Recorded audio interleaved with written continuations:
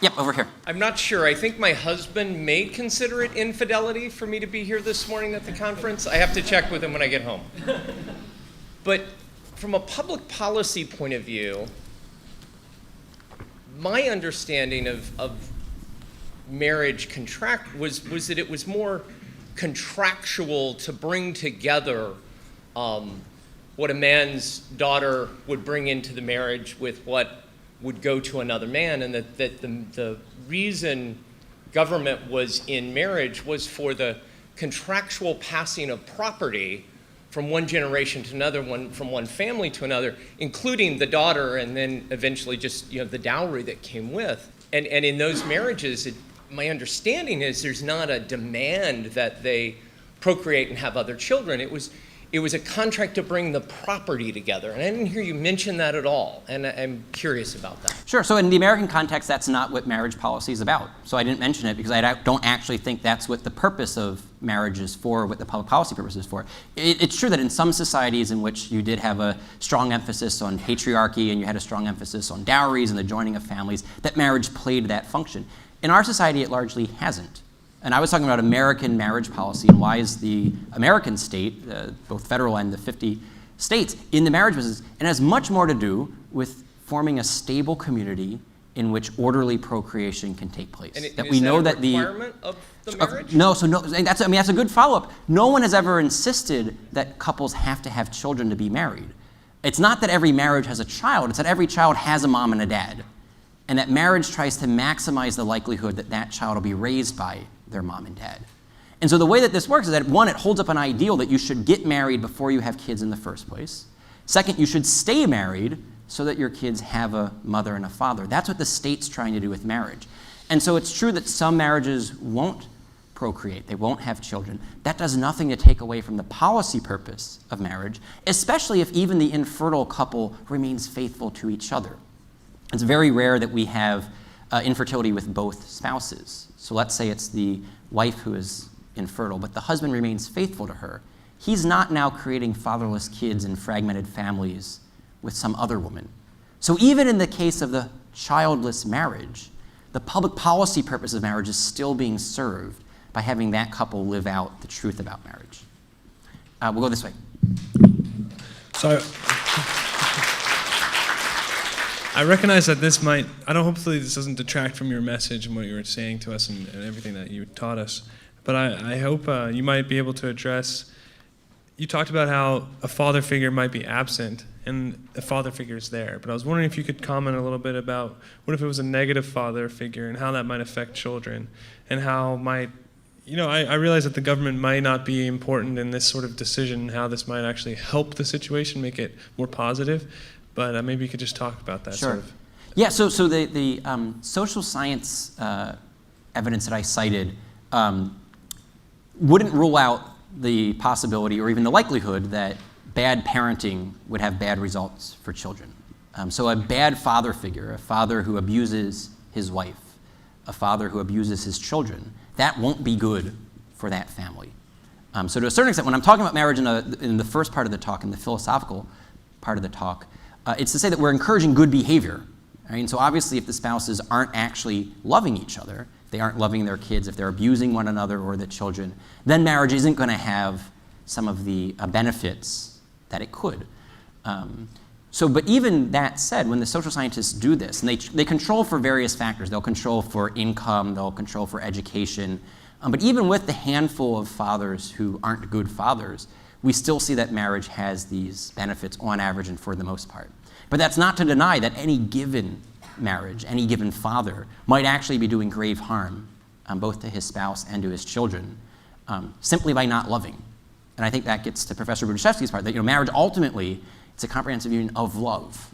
And so if you're not living that part out, you won't necessarily get some of the benefits of marriage. Yep. Okay. Hello, I'm David. And I guess one of my questions was, it seemed that the crux of your argument about why the state's interested in marriage is that because children deserve both a mother and a father, and that this is the ideal. And I guess my question is, do we have any scientific evidence about that? You brought up about parents without, or families without a father. But that could just as easily be explained by just the lack of two loving adults being together. Yeah, that's a great question. So let me say a couple of words in response. We now have about 40 or 50 years of robust social science showing the importance of a married mother and father for children. And what this 40 or 50-year tradition of social science has looked at is they compared the married biological mother-father intact family to several alternatives, including single parenting, including cohabitation, including divorce, and including divorce with remarriage. And only recently have they started looking at same-sex couples. So let me first speak just to those first alternatives that we have about 40 or 50 years of robust social science on. So this is the married, intact, biological mother-father family compared to single parenting, divorce, divorce and remarriage, and cohabitation. On more or less every factor that they could measure, the child in the married, biological mother-father family has an advantage over a child in any of the alternatives, over and over and over again, with large, random, representative samples that were also longitudinal, so they tracked the same child throughout time. The results came back just like this. So much so that we actually saw liberal scholars willing to change their mind on this. The way that most academic change happens is that one generation of scholars die off, and then a new generation of scholars writes different articles. This was actually an interesting case where you had the cover story of the Atlantic Monthly run an article with the title, "Dan Quayle Was Right." And remember what Dan Quayle had done? He had criticized Murphy Brown and the television show for glamorizing single motherhood. And he said, we shouldn't be sending that message because while it might be the case that Murphy Brown can be successful at this, because she's a business elite, she was an anchor of a news program, and she had the financial resources to pick up the pieces herself of not having a husband or a father for her child, that if we sent this message for most Americans who don't have the luxury of money, we're setting them up for a much more challenging road in life. And he was vastly criticized for this, but then over time, as more and more of the social scientists looked at the data, they're like, wow, divorce has not been good for children. It's not been good for mothers. Cohabitation is not good for children or mothers because the man in that, it's a revolving door. He never actually commits. Even divorce and remarriage has no difference compared to just divorce. So that gets to your question about, is it just the two incomes or the two people there? Even when you get the second income back in the family through divorce and remarriage, it doesn't seem to make a difference. And so then the question is, why? And so one of the things that this social scientist saw is that there are three mechanisms that seem to explain why marriage matters. It's biology, it's gender, and it's stability. And so having a biological connection with both parents to the child seems to make a difference. And this is the case because even when they look at adoption of infants, at birth, still seems to be a difference between a child being raised by their biological mother and father and then being raised by someone that's not biologically related. And they're not entirely sure of all of the reasons why. They know that mothers tend to be able to hear their own child's cry with greater sensitivity than some other child's cry. And so they don't know if it's because 9 months in the womb or because the genetics of it is that the baby's vocal cords resonate better with the mother's ear, how it works, but they know that biological connection matters. They also know that for daughters, puberty is delayed on average by about a year by having their biological father in the house than by having a biologically unrelated male in the house. It has something to do with the pheromones that are sent. Brad Wilcox has published on some of this. And this is something that social biologists are starting to look at. What are the biological explanations for this? But we know that biology matters. We then know that gender matters. And this gets to the quote that I had read you from David Popenoe, that having both a mother and a father in the household matters because mothers and fathers interact with children in distinct and complementary ways. And then we know that stability matters, and that this is why cohabitation and divorce in particular produce poor outcomes for children because they are unstable relationships, and for each transition that a child goes through, it can produce poorer outcomes because each one of those transitions is internalized much more intensely by the child than by the adults. And we know that divorce can be traumatic for the adults, all the more so for the children. So that was more or less a consensus of social science up until about a decade ago. And then we got a series of social science studies that claimed that there were no differences with same-sex parenting and with married moms and dads. And this was interesting because it actually showed that lesbians were the best parents of all, and that a relationship with two mothers raising a child produced outcomes for children that were even better than children who were being raised by their mothers and fathers. And so this set off alarm bells for some social scientists. They said this doesn't pass the sniff test, that a child who grows up in a divorced but remarried home with a mom and a dad doesn't turn out well, but a child growing up with two moms is the same, even a little bit better. So absentee dads matter for the single mother, matter for the divorced, matter for the, don't matter for the lesbian family. They said something doesn't seem to be up with this. So they looked into these studies, and not a single one of them used large or even random samples. And so if you don't have a random sample to begin with, you can draw exactly nothing as a conclusion about the population as a whole. Only from a sample that's representative of a population can you make conclusions about the population. The methodology of most of these studies was something known as snowball sampling. They would hang up signs in bookstores or coffee shops saying, we're conducting a study on same-sex parenting, call this number if you want to participate. And so for one of the studies, when the scholar went through and he just looked at the 44 studies that the American Psychological Association had relied on when they issued a statement saying there's no difference between same-sex parenting and married parenting, he said one of these samples, it was all upper middle-class women living in San Francisco and New York City. You know, double income, double college degrees, living in elite urban areas. From that sample, you can't draw any conclusion about a population as a whole. This is why having representative samples and then controlling for income and education and occupation matters for that 40 to 50 year consensus of social science. So then I'll say that we've now had 3 studies that have used large random representative samples. 2 of those came to the conclusion that there are differences. One was Doug Allen's study using the Canadian census data, and Canada back in 1997 started giving all of the same legal benefits to same-sex couples, and then in 2005 actually had same-sex marriage. And he saw that he just measured one outcome in particular, and it was educational achievement, and that children who were raised by parents in same-sex relationships had a significant underperformance. And he saw that it mattered whether it was a boy or a girl, and whether they were in a same-sex lesbian or a same-sex male relationship. He saw that gender mattered even here, that the lesbian relationship and the gay relationship have different outcomes for boys and for girls. Excuse me, will you be taking further questions? Can you not interrupt me while I'm answering that question? I'm going to finish this question, and then we're going to get to other questions. Thank you. And we have time.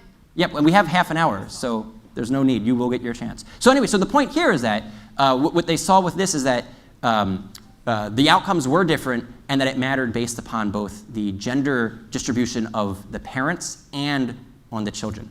Then there was the Mark Regnerus study. This is the study that got the most headlines and the most kind of over-the-top reaction from scholars. He did the first study that was large and random and representative.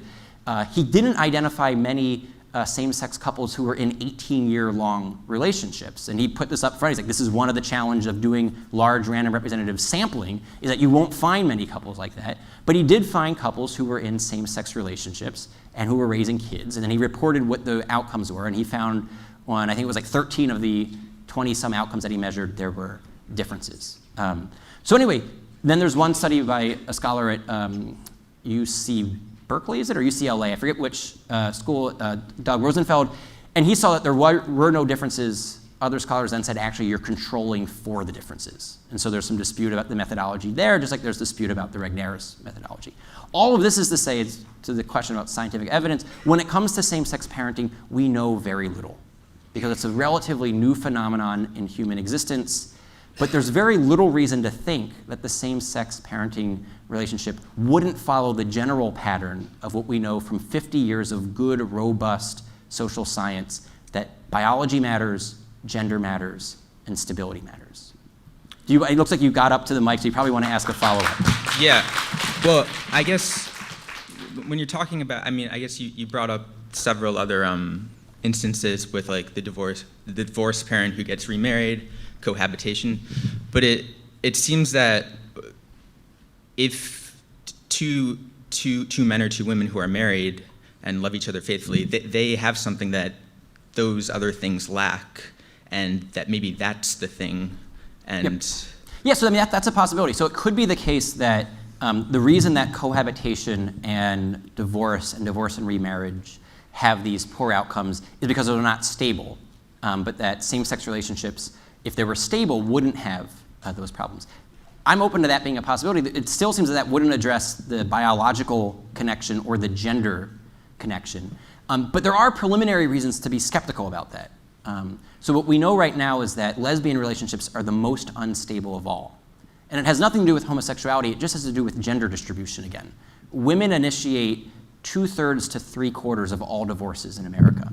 And so when you have a double female relationship, it tends to be the least long-lived, not because of homosexuality, but just because of two women. And one way to illustrate this is, when was the last time that you heard a guy say, my emotional needs weren't being met, so I broke up with her? That's not a typical Very recently, male response. actually, And so when you have okay. the double female relationship, this can explain why when the social scientists look at gay-male relationship, lesbian-female relationships, and then male-female relationships, why it is that the lesbian relationships tends to be the shortest, because both participants have a very high threshold for emotional satisfaction, and it's hard to meet that. So they tend to be the shortest lived. The gay-male relationships tend to be the most open. And it has nothing to do, again, with homosexuality, it has to do with men. Men tend to be the most promiscuous, and so when you have a double male relationship, you tend to get the most sexual openness, neither of which suggests that the relationships are inherently very stable.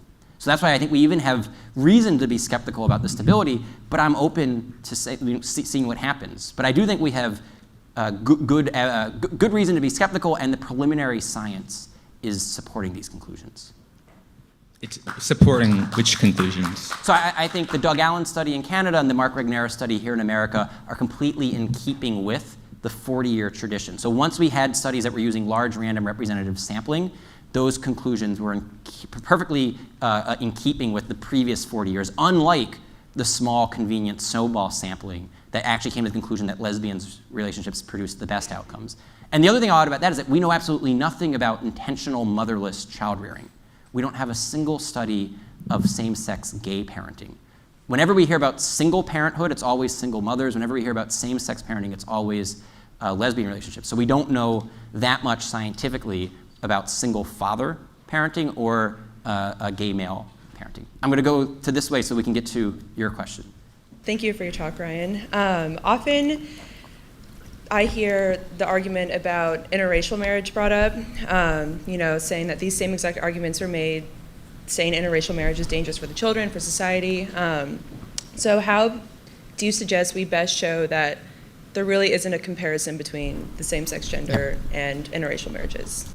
Great question, and I'm wondering if someone put you up to this, because just yesterday I published a paper on this question. So if you want, you can Google my name. It's a 5,000-word paper just on the history of bans on interracial marriage and why they have nothing in similarity, either historically, philosophically, or theologically, with the near human universal view that marriage is a male-female relationship. And so the title of that paper was something like Marriage, Reason, and Religious Liberty, Much Ado About Sex, Nothing to Do with Race. And so here's the summary of what I found when I was researching this.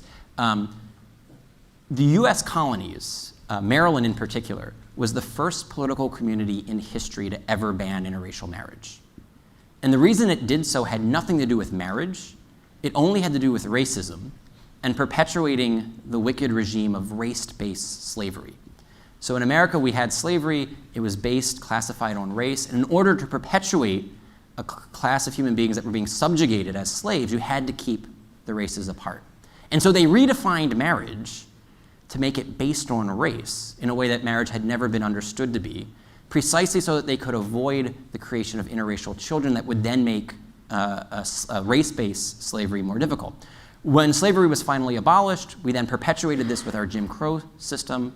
We also had bans on miscegenation, bans on interracial dating, interracial marriage, again, trying to support a wicked regime of white supremacy. None of this had anything to do with marriage, though.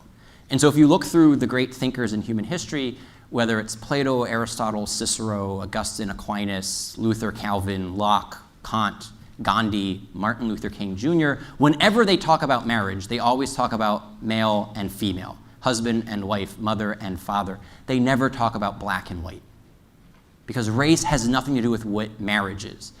So if you go back to the first section of my talk this morning when I was going through what is marriage, you never heard skin color or ethnicity or race enter into it, because it has nothing to do with what marriage is. So the bans on interracial marriage were unjust precisely because of what marriage is.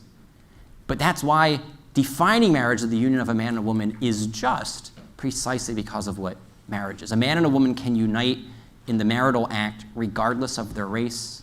Children need a mother and a father irrespective of the parent's race. Marriage is about uniting the two halves of humanity, male and female, whereas racist laws kept the races apart for no reason at all. So marriage law has to be colorblind, it can't be gender blind. We can. I don't think he spoke yet. So. Okay, sounds great. Well, thank you for your speech today. My name is Marvin, and I have a question concerning your first question to the audience, which was, why would the government be interested in same-sex marriage? And one of the things you keep mentioning is that this notion that, well, in the beginning that you mentioned was like the most marriage by colloquial stance right now is that it's the most important personal relationship, right? And the priority is on the activities of adults and not on children. However, this and it doesn't like differentiate between companionship. However, I think that marriage very much does differentiate from companionship in that even though you deny that it had to do with like a dowry or other things like that, there's this very much like contractual obligation to another person in this permanence of marriage. And one of the many reasons that people do get married because they say to each other that they're going to be together for life, right?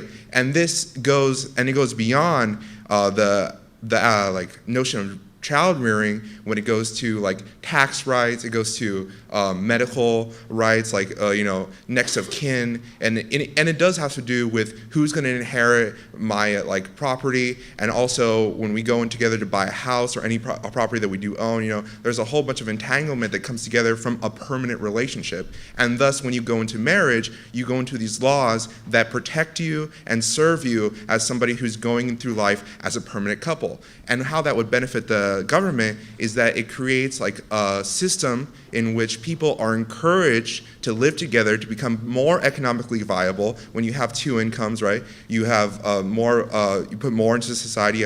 You have more ability to like put into your job and all kinds of things. And also, so what's the the question is. So you actually asked us the question to give you some information. But the question that I asked you is, explain to me that basic argument you just gave. Why does it have to be only between two people in a sexually exclusive relationship and only in a permanent relationship? Because you could get the economies of scales for the 5-year commitment. Right. So I mean, I could have a contract from the government in which we pledge to be with each other, just the two of us and exclusively, but for 5 years, and we can get many of the same economic benefits that you talked about, and we could co-inherit property, and we could visit each other in the hospital. So the question that I asked was, explain to me why it would be a union of two and only two in an exclusive union and a permanent communion that the government cares about once you get rid of the male-female aspect. Okay. And so I haven't heard that yet.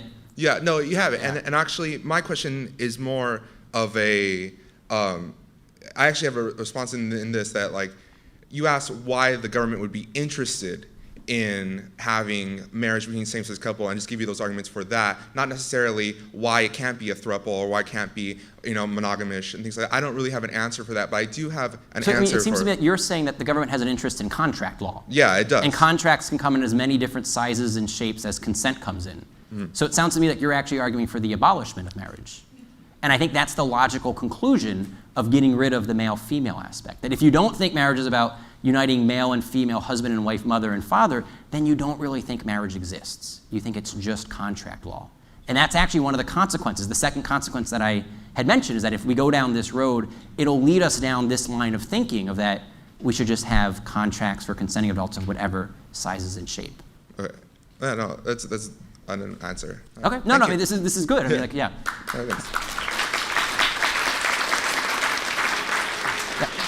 So my question, I guess it's pretty timely because April 15th is just around the corner. So my question is really about the government's interest in taxes and, the government's interest in marriage, which I think the government's pretty interested in taxes. If I'm wrong, please correct me. They're too interested in taxes. That's the problem. I agree.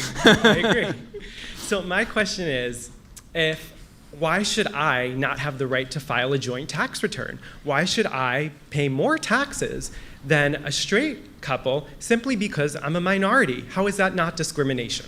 Sure. And that's a fair question. What if we were to say, why should I not be able to file a joint tax return just because I'm in a throuple or a quartet?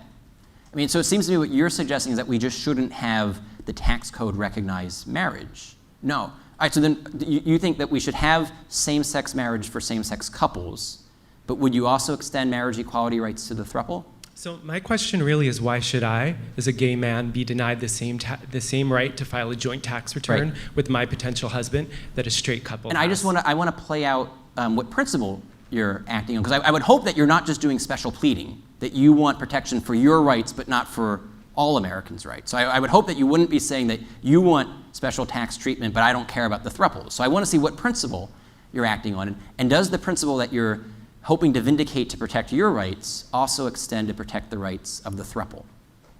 Sure, so I'm acting on civil rights, and so the rights that are applicable to a male and female couple are applicable to a male and male couple. And that's my question. How is that not discrimination on the basis so I'm of trying sexual to see, orientation? Right, so part of the answer is that because the same-sex couple isn't a marriage, and so that we want marriage equality to treat all marital relationships in the same way. And given the understanding I've presented of what marriage is, same-sex relationship isn't marital. But I'm trying to ask you about the equal protection argument you're making. Would it apply to all consenting adult romantic relationships? So why would you want the same-sex couple to file jointly for taxes, but not the same-sex throuple or the opposite-sex quartet? Sure, I appreciate that, and that's not I'm sorry, but that's not actually my question. My question is, why should I be denied the right to file then I'll answer your question. The reason that you should not have the option of filing a joint tax return is because you can't get married. Given what marriage is. But I can in California. I can get married. You can be issued a marriage license in the state of California, but you can't actually get married. And I'm sorry to say it that way, but given what marriage is, a union of sexually complementary. And it's not discrimination because everyone is equally eligible for entering into the marital relationship where you understand marriage as a union of sexually complementary spouses, a permanent exclusive union of man and woman, husband and wife, mother and father. If you're not interested in entering into that sort of a union, you're not being discriminated against. What you're asking us to do is to redefine marriage to include the adult relationship of your choice. And the adult relationship of your choice happens to be a same-sex couple. There are other adults who want to have marriage redefined to include the relationship of their choice, which may be the same-sex throuple or the opposite-sex quartet. And so what I'm asking you in response is, what principle are you appealing to when you say this is discrimination to vindicate your rights but not their rights? Because it seems to me that your position ultimately leads to simply the dissolvement of the marital union. Sure. So there's other speakers in line, so we can always talk at lunch. But I just want to clarify. I just heard you do not have the right to get married. So if you could tell me why I don't have the right to get married, that would be my final question. Thank you. And I'll sit down. I feel like we have 5 minutes left, so I'll just say this again briefly. I feel like I've already answered that. It's not that you don't have a right to get married. It's that you aren't seeking out marriage. Marriage is by nature a union of sexually complementary spouses, a union of man and woman, husband and wife, mother and father. And just based upon what you've said about yourself, it doesn't sound like you're interested in forming that sort of a union. It sounds like you're interested in forming a union with another man, and that's not a marriage. So that's why I don't think the law should treat the relationship that you want to form as a marriage. Who is next? Yeah. So how about we do this? How about we take both questions at the same time so we can get both questions in, and then I'll answer both, and then we'll go to lunch. Yeah, we'll just group the questions. So you'll ask, and then I'll try to answer both simultaneously. Yeah, so one of the things I liked about your presentation a lot is that you explained some of the benefits of having a father and some of the consequences of not having a father. But to make your argument complete, I mean, you could say fatherhood is so good, so why not have two of them? Right. So you have to explain why, it's so important to have a mother as well. So I was wondering if you could maybe explain more the benefits for a child of having a mother around and what maybe some of the consequences would be of not having one. Thanks. I guess mine is a little bit different and probably more like the practical consequences of if we go the road where we do afford everybody their right, for example, the gentleman before me, the right to get married, you talk a lot about social impact and the social consequences. I think we're dealing a lot with how much this is going to cost in the future. So I'm wondering if we could just take that type of a view of like, well, let's suppose quantitatively we have a number of people who want to redefine marriage, and so it becomes the case that it will be redefined. How would we adjust? How do we adjust and prepare and solve the problems that maybe people can't agree what the cause of the problem is, but it needs to be solved? So children who need parenting. Yeah, both questions great. We don't know as much from kind of a robust social science perspective about mothering, partly because we don't have very many instances of children growing up without mothers. So what I mentioned earlier is that whenever a child is born, a mother is close by, and that most of the instances of single parenting are actually single mothering. So we know much more about what it's like to grow up without a father, because unfortunately there are a huge portion of the American population in that situation.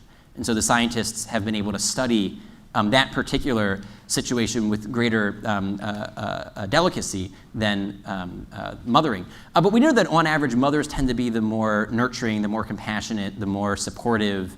We can know biological things. Only mothers are the ones who can nurse a child. So far, men can't. But there was an earlier question about nanotechnology and what we're going to do. And so who knows? But I mean, so far, there are biological differences in which the mother, one, will be more likely to be nursing the child, but also she tends to be the more nurturing of the two. So if you are looking at this of what would happen if you grew up without a mother, maybe you would have all of the problems of typical male misbehavior just compounded on each other. You'd be more of an insensitive jerk because you didn't have your mother softening you. That's what happened to me. I don't have any sisters. I only have brothers. And I think it's the same. Actually, I think siblings have a huge impact on us as we grow up. For the other question, I'll answer this in two ways. One is that I think to a certain extent, whatever happens in law and policy, we as free citizens will always be capable of living out the truth about marriage in our own lives. And so I think to a certain extent, the best defense of marriage are healthy, happy marriages. And the best way of protecting the rights of children is by being a good parent, a good mother, or a good father to your own children, and helping your own children grow up to be good spouses to their husband or wife and good parents to their children. And so in this sense, no matter how the law defines marriages, our individual communities, whether it's a religious community, educational community, a civic society, whatever sort, can be encouraging men and women to commit to each other permanently and exclusively and to raise their kids. So marriage prep programs at churches, pre-Cana programs, marriage saver programs, there is a host of opportunities for us to get involved to try to recreate a marriage culture. And on a college campus, actually, I think it's something like the Anscombe Society that's taking a lead in doing that here at Stanford.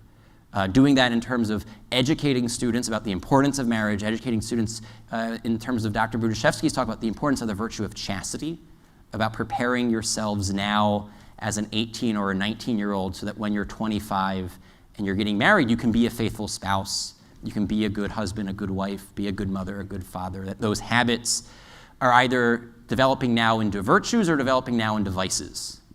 So I think the work that Judy and Irene and other students are doing here at Stanford is one way in which we can do that. The last thing I'll say is, if we get a string of bad court rulings, if the law and the politics go against us, I think here we just take a lesson from the pro-life movement. In 1973, February of 1973, a month after the Roe v. Wade decision, it would have been easy for students at a place like Stanford to say, well, we've lost, let's just give up.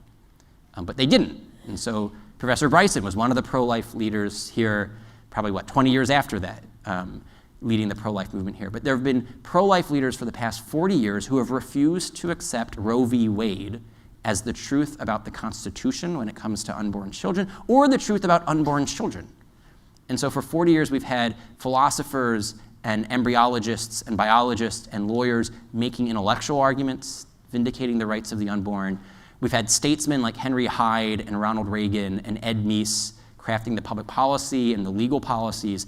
We've had advocacy groups like Silent No More and Susan B. Anthony List and Americans United for Life and National Right to Life. And we've had crisis pregnancy centers all across the nation doing everything they can in different ways and forms, artistically, culturally, intellectually, legally, bearing witness to the truth of life. And at 1973, public opinion was rapidly shifting against pro-lifers. At one point, it was 67% pro-choice, 33% pro-life. You had all of the elites saying that pro-lifers were on the wrong side of history, and you had politicians who were pro-life initially, people like Ted Kennedy and Bill Clinton and Al Gore and Jesse Jackson, evolved to become pro-choice. But over the past 40 years, all of that work that has been done with the pro-life movement, your generation's now more pro-life than your parents' generation. And a majority of Americans now support the right to life for the unborn. And so the same thing that happened 40 years ago with the right to life movement would need to happen politically on the marriage issue. And so it's that twin factor of cultural efforts and political efforts. That's what we have to do on the marriage issue. Thank you.